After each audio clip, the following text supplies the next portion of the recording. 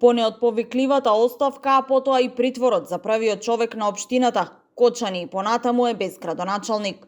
Досегашниот татко на градот, Лјупчо Папазов, за речиси 7 месеци не успеа да го заврши 4-годишниот мандат што го доби на локалните избори во 2021-та. Во моментов преодна замена е Мирче Стојков, кој што е член на Советот на општина Кочани.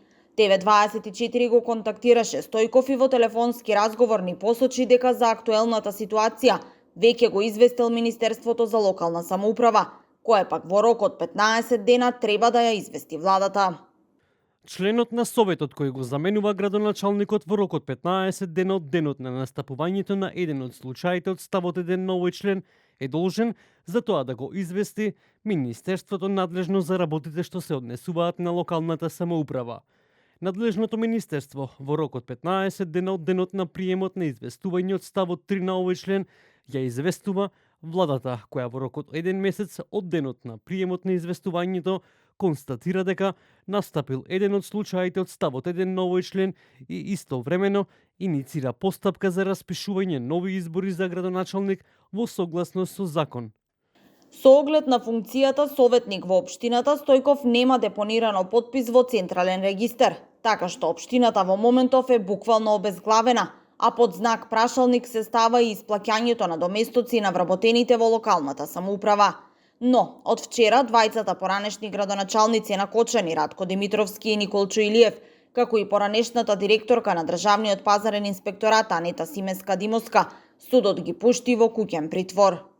По донесените 24 решенија за определување на мерката притвор беа поднесени 22 жалби од осомничените. По жалбите постапуваше совет од тројца судии на Основен суд Кочани и одлучи за 19 осомничени жалбата да се одбие и да остане определената мерка притвор, додека за тројца осомничени мерката притвор е заменета со куќен притвор и согласно член 144 од ЗКП е определена и мерка на предпазливост при времено одземање на патна или друга исправа за преминување државна граница, односно забрана за нејзино издавање.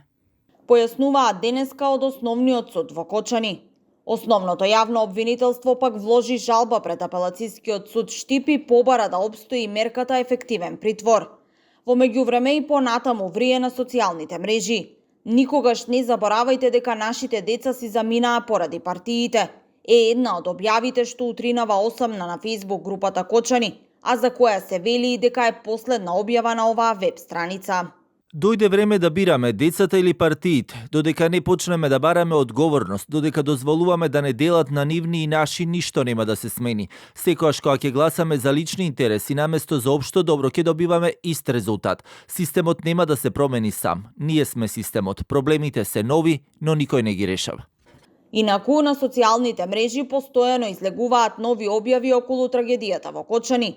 А таков е и предлогот пратениците од собранието да ги донираат своите плати и патни трошоци за да се помогне онаму каде што е најпотребно.